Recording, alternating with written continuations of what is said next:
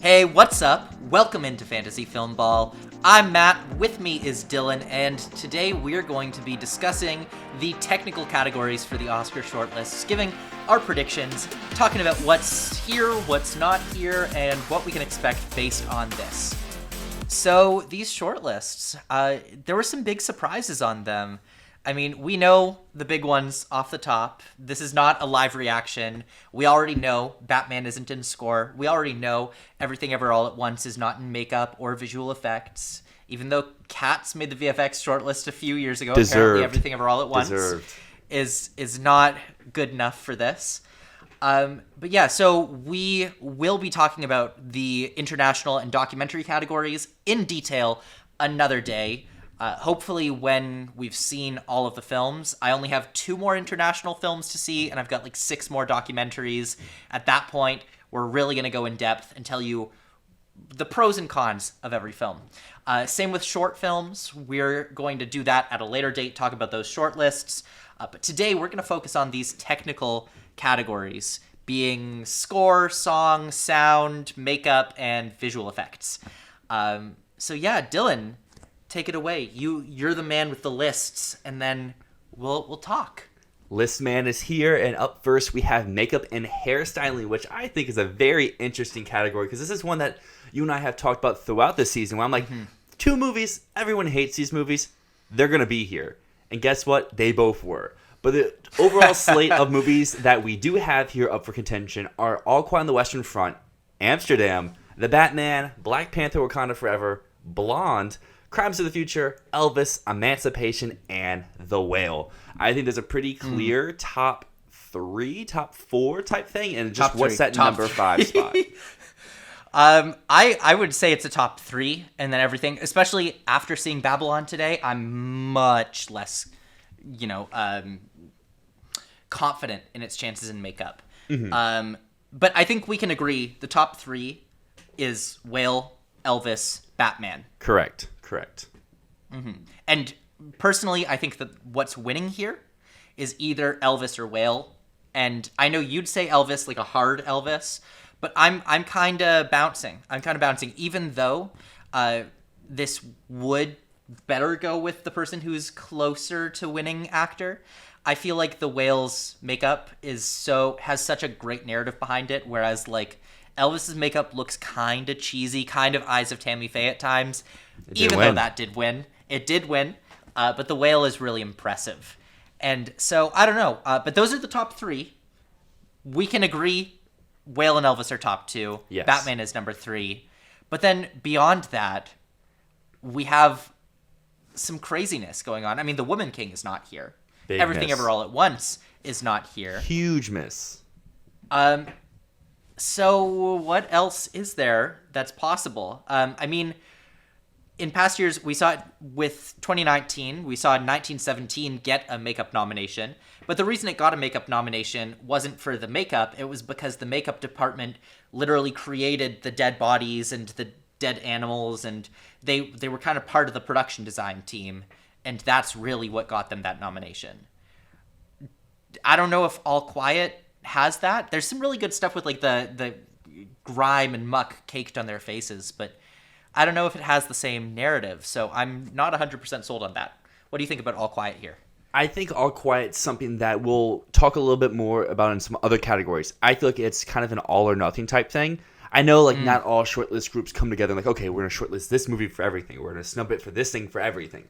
But All Quiet is just one of those movies where I don't really see it just pop up in one category. I see it at least being in 2, maybe 3 of these shortlist type categories. But to me, I don't know. I feel like Babylon, Black Panther, Amsterdam, and All Quiet are fine for those last 2 spots. I know Amsterdam's kind of a out there type pick, but Amsterdam, when I first saw it, just screamed, that's the type of makeup the Academy just goes for. It's weird, it's kooky, it has face stuff, and it's on like recognizable actors, which also helps the case. You're like, oh, well, we know what Christian Bale, we know what this character looks like. Oh, they have makeup, they look a little bit different.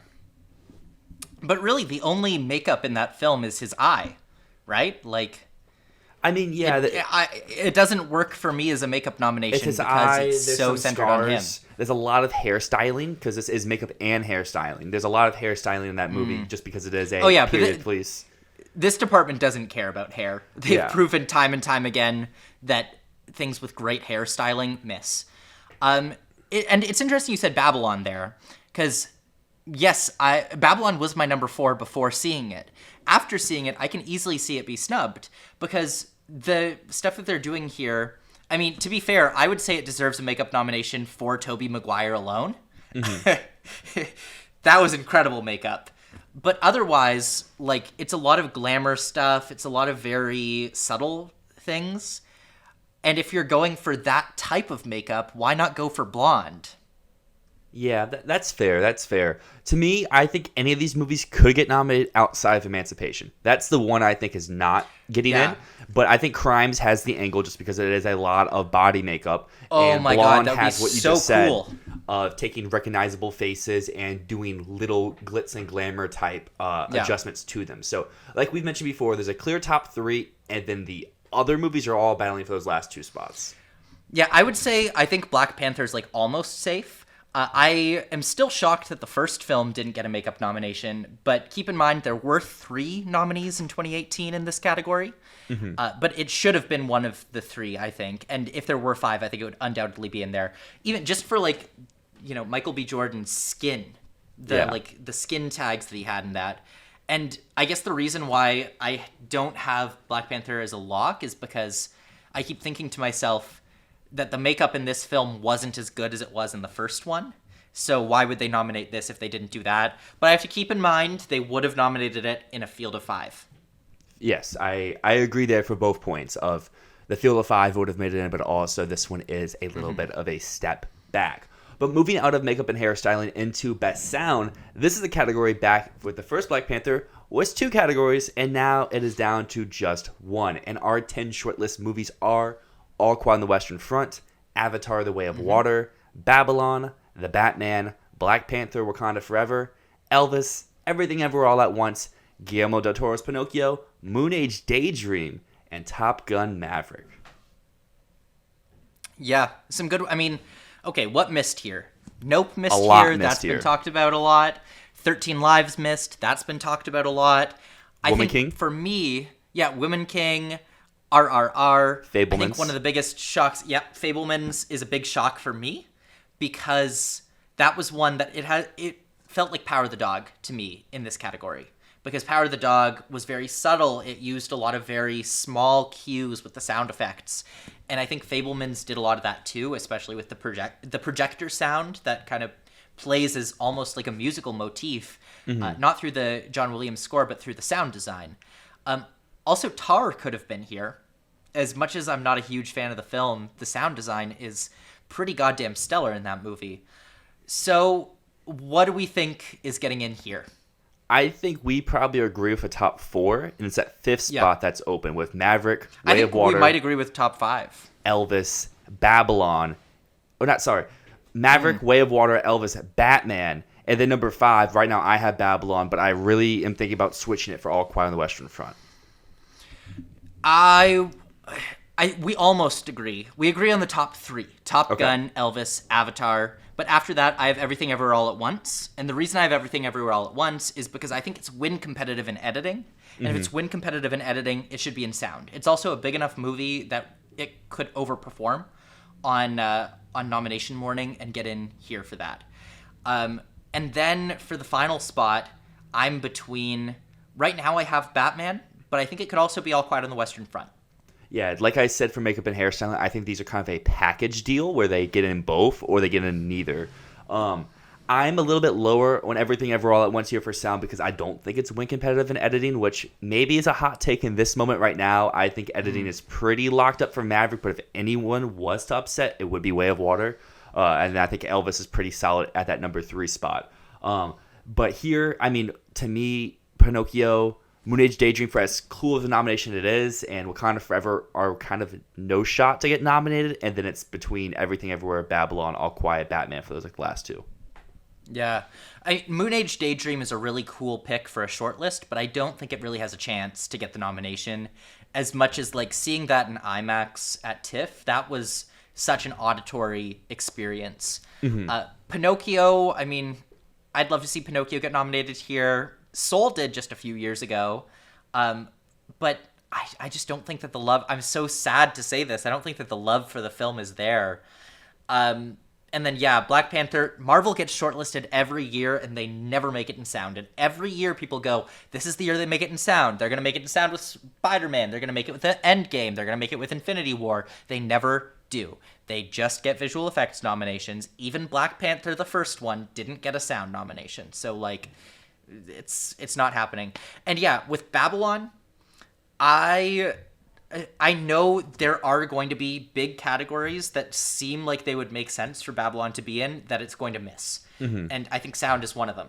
Because seeing this film, it's clearly a movie that people are going to react very strongly to, either good or bad. And that means it's going to miss in categories where it's not a 100% lock. So sound, I think it can miss. It can miss sound. No, I definitely agree with that. I think I would lean more towards on the makeup side for it missing than sound, but it could easily be flip-flop. And I think it misses both. Mm-hmm. I think it misses both. Well, for a category where it did not make the shortlist for that good old elephant is Best Visual Effects. And our shortlist nominees here are All Quiet on the Western Front, Avatar: The Way of Water, The Batman, Black Panther: Wakanda Forever, Doctor Strange and the Multiverse of Madness, Fantastic Beasts: The Secrets of Dumbledore, Jurassic World Dominion, Nope, 13 Lives, and Top Gun Maverick. And before I hand it over to you, the one thing I want to say here is I've seen a lot of discourse online about Everything Everywhere Missing and why would you put Fantastic Beasts or Jurassic World in here. I understand the Fantastic Beast hate, but the VFX in Dominion are really good. The dinosaurs look good. Jurassic World always usually makes the shortlist too, so that's not like a surprising one here. What more surprises me is that 13 Lives makes it in for visual effects while missing sound. But at least to me, not much in 13 Lives looked like visual effects, where this is the one I would be like, okay, for Everything Everywhere, this is the movie that kind of took its spot. Yeah. Well, I just want to throw it back for a second, because one of our very first episodes we talked about Jurassic World and VFX chances. We did. And I think both of us said it's not making the short list. Yeah. It's not making the short list. And then, so big fucking L on that one. That's a bad take that we made. But yeah, I can see why Everything Everywhere missed. I can see why RRR missed, because while those films, yes, they have a lot of visual effects, are they technically the most impressive visual effects? Everything Ever All at Once was done by 7 people on After Effects. That could theoretically be done by anyone. And yes, it's a scrappy underdog story, but this is the visual effects branch, and they are not scrappy underdogs. They work on big movies. Like, this is a category decided by, like, the people who made Star Wars and shit like that. So it makes sense to me that Everything Ever All at Once is not here, as much as it had the narrative to win. Not to win, but to be a nominee. Because Avatar would curb stomp that movie. Mm-hmm. It makes sense that it wouldn't make the short list, because I never would have predicted it, but since it happened, it makes sense. And RRR, like, there are a lot of visual effects, but they're done, you can tell that they're done for cheap. I don't know, I think they fit the movie very well and they're very creative, but are they as polished as Fantastic Beasts? No, even though Fantastic Beasts is a piece of shit movie. Yes. It's still, it's polished visual effects. Exactly. That's where I think this category has the biggest, like, not discourse, but just difference from the rest of the Academy, because visual effects heavy movies usually aren't the Academy's, like, MO or style, but you have to admit, when the big budgets do go to these movies, their effects look better than some movies that get lower budgets for effects. But in terms of an actual nomination here, I think we agree for top 3, Way of Water, Maverick, Batman. I currently have Nope at number 4, and number 5 for me is either Wakanda or All Quiet, and I don't really see anything else getting nominated. That's my 5 and 6 too. And yeah, I agree. I don't see anything else getting nominated beyond that top 6. I mean, maybe there's a world that Doctor Strange gets in, but no. I don't think so, because Black Panther is a stronger film. It's going to have a little bit more passion behind it. Fantastic Beasts and Jurassic World, those are just filler right here. But we've seen some weird picks in this category in the past. Love and Monsters, for example. So, I don't know. We could see something very surprising happen in here. But yeah, I mean, Avatar is running away with this one, as we expected, all year long. And then, yes, Top Gun, Batman, Nope, Black Panther. It's crazy to me because I've seen a lot of online pundits recently say like, "Oh, there's a world where everything everywhere could win visual effects," and to me, it's like that's just like a clear sign of like hope predicting. Like, oh, I want this to win, and I just love this movie. I want it to win everything. It's like you got to be real. It's not going to win every award, and this is clearly one where it was definitely not that strong. And as we see with it missing the shortlist. Yeah. Although I think if it got nominated, it would have gotten the second most votes because again, there's that extremely compelling underdog story with it being such a small team doing something that technically anyone could do with you do like 100 hours of YouTube tutorials. You could probably do something similar to what they did there. It's scrappy, it's interesting, it's very uniquely used. It would have gotten the second most votes in the category, but Avatar still would have won. It's the technical giant, and a lot of people, even without thinking, would just go Avatar. As they should. That brings us... It's great VFX. To original score, and this one has 15 instead of 10 like the others, so that includes All Quiet on the Western Front, Avatar: The Way of Water, Babylon, The Banshees of Inisherin, Black Panther: Wakanda Forever, Devotion, Don't Worry Darling, Everything Everywhere All at Once, The Fabelmans, Glass Onion, and Knives Out Mystery, Guillermo del Toro's Pinocchio, Nope, She Said, The Woman King, and Women Talking. As we mentioned earlier in the show, there's one clear miss here, and that is Michael Giacchino for The Batman. Yeah, that's a bad miss. He's the front runner in critic awards. Actually, I think Justin Hurwitz just passed him with Babylon, but I think Babylon has like 5 critic wins and Batman has 4 at this point. Mm-hmm. So it's like neck and neck. And yeah, Batman has the most critic mentions in this category. That is a horrible, horrible miss right here. You know who else missed, though? Empire of Light. Yes, and Bones and All. Yes, but Empire of Light was the one that people were more predicting, and I think this even carries over to cinematography as well. People don't care about the movie. Therefore, yes, they're industry favorites of Deakins or Reznor and Ross, but they're not going to show up, especially for just a movie that very much just people don't care about. But for original score, this is a category that we've had a lot of fluctuation throughout the year, but I think at this moment we can agree that there's 3 pretty safe options with 2 more that feel pretty good to round out the lineup. So there's Babylon, Women Talking, and Pinocchio. And then to me, with Batman being gone, Banshees and Fabelmans round out that top 5. Yep, I have the exact same top 5 as you. But what I want to say as well is that there was the Song Composers and Lyricists Guild released their nominations. In the past 2 years, they have 10 nominees because they do independent film and studio film. Mm-hmm. And in the past 2 years, they've gotten all 5 of the eventual nominees have been in their 10. Yeah. This year, they don't include Babylon or Women Talking or The Fabelmans. Interesting, because Babylon and Women Talking is usually most people's number 1. So they pick between those 2. And Fabelmans would be the one if they picked something else. So the 3 most probably number 1s are gone. And interestingly, as well, there's also the Hollywood Music and Media Awards, which is another, obviously, music guild.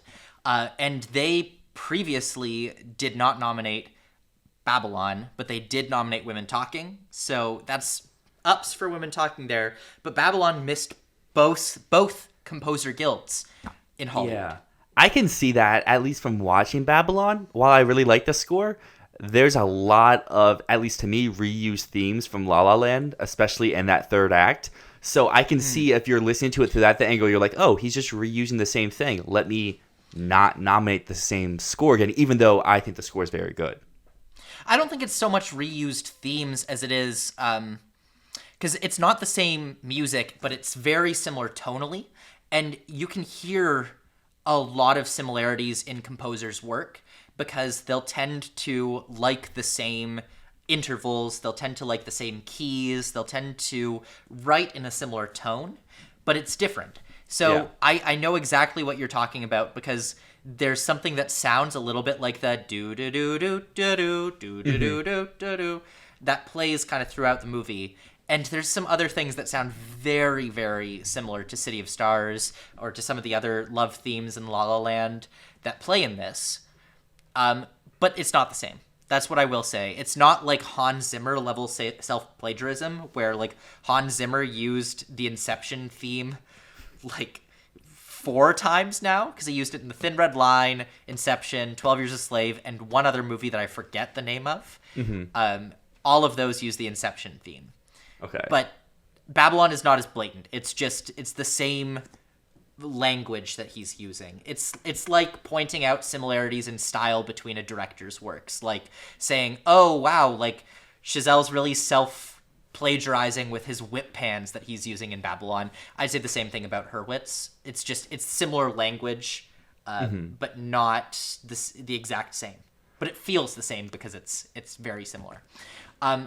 I don't know. Personally, I think Babylon is going to win this category. If it's winning anything, it's winning this.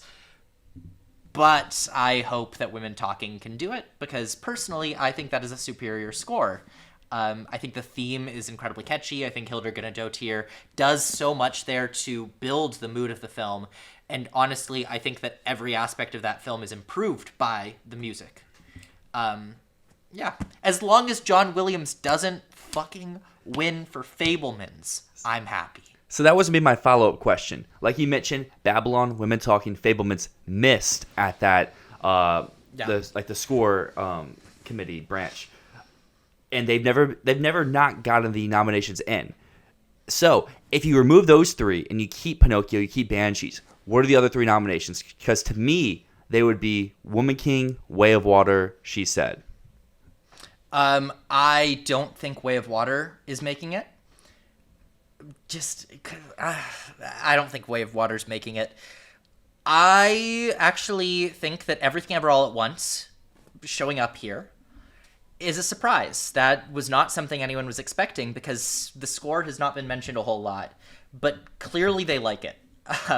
And so personally, I have She Said at number 6, Women King at number 7, and Everything Ever at number 8. And then I've got Black Panther 9, Avatar 10, and then I don't see Glass Onion, Nope, All Quiet, Devotion, or Don't Worry Darling making it here. Those are all good scores, though. I say what you want about the movies for Devotion and Don't Worry Darling. Those are some very good scores. I don't remember too much of the score of Devotion, but I remember thinking, this isn't bad. I really liked All Quiet's score, actually. I loved the like electronic drone sound that they used. Oh, so cool. And Don't Worry Darling, I think I was a bit underwhelmed by the score of that one. I can see that. I know it's a very divisive score out there. I've seen a lot of people who either like love it or they think it's awful. To me, the only bad score that really made a shortlist here, I mean, maybe it's just bad because it's just bland to me, but it was, outside of Fabelmans, because that shouldn't count, is Glass Onion. I just would kind of be upset that one got in. Really? That's probably my liked least, the Glass Onion score. That's probably my least favorite on this list. I'm not including the Fabelmans because technically I don't think the Fabelmans should even be eligible if you're using the Academy's own rules. It literally shouldn't. They're making an exception because it's John Williams. Yeah. Like, there's no excuse for that score to be on there. There's like 20 minutes of music, and the rest is just classical. Well, if we're making excuses, that brings us to original song. And this one person, you don't even have to read these. You already know who's on the short list. But reading the short list as they are, you have Time from Amsterdam, Nothing is Lost from The Way of Water, Lift Me Up from Black Panther Wakanda Forever, This Is a Life from Everything Ever All at Once, Ciao Papa from Guillermo del Toro's Pinocchio, Till You're Home, A Man Called Otto, Not to RRR, My Mind in Me, Selena Gomez, My Mind in Me, Good Afternoon from Spirited, Applause by Diane Warren from Tell It Like a Woman, Stand Up from Till, Hold My Hand from Top Gun Maverick, Dust and Ash, The Voices of Dust and Ash, Carolina from Where the Crawdads Sing, and New Body Roomba from White Noise. It's so unbelievably frustrating that Diane Warren keeps getting away with it.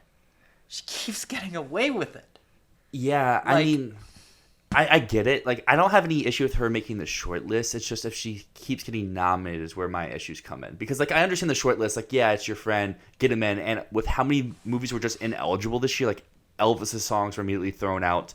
The Turning Red song was ineligible. And they were never going to, like, do the Bros song, especially at the Bros tank. So, like, all like the clear like misses here from the short list all had something major going against them. But like if it makes it in over, and some of these songs, I don't know. I think that the song category is kind of weak. Like it's very top heavy this year, and then the deeper you go, you're like, I don't really know. I know I'm a huge proponent of Song Chord from Way of Water, but that didn't make the short list because the Weeknd song made it in. I like that song in context to the movie, but on its own, it doesn't really hold up. But I guess that's really and that's coming from a massive Weeknd fan. It is. But I think that's the point of this category. I don't know. Original song is always weird to me because it feels like people judge the songs for how they stand on their own and not how they stand in the film. Yeah, it's a tricky category because technically the best original song category, these are not like even scratching the top 100 songs released in 2022. So it's like a bit of a tricky category because you're looking at best original song in the capacity of just songs written for films, which is not where most of the best songs out there come from. But yeah, I mean, personally, I see 3 locks here, and it's Lift Me Up, Hold My Hand, and Applause. Those are the 3 locks. After that, I think that we have a bit of a battle for the next 2 spots. Ciao Papa looks very strong to me. It's making it in everywhere. Same with Natu Natu. Those would be my 4 and 5.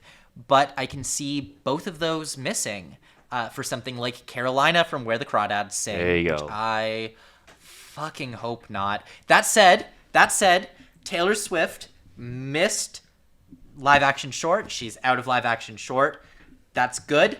I am going to gatekeep the shit out of that category. That category should not be for music videos. But yeah, so I don't know. Maybe the music branch is like, oh, we feel bad for Taylor Swift. Let's put her in here. I don't think that's how they're going to think, but you know, whatever. So after Carolina, I think the next likely is This Is a Life from Everything Ever All at Once. Yes, that song hasn't made it anywhere at this point.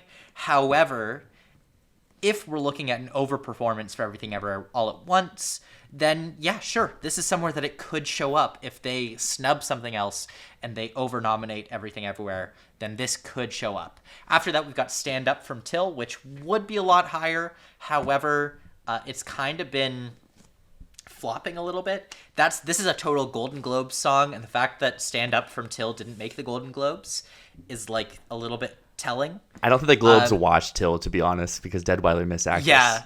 Yeah, they I think they watched it. I just think that they didn't like the movie. Then number 9 for me, I've got New Body Roomba from White Noise, which I've gotten into arguments about this. I don't really like this song. I love LCD Sound System.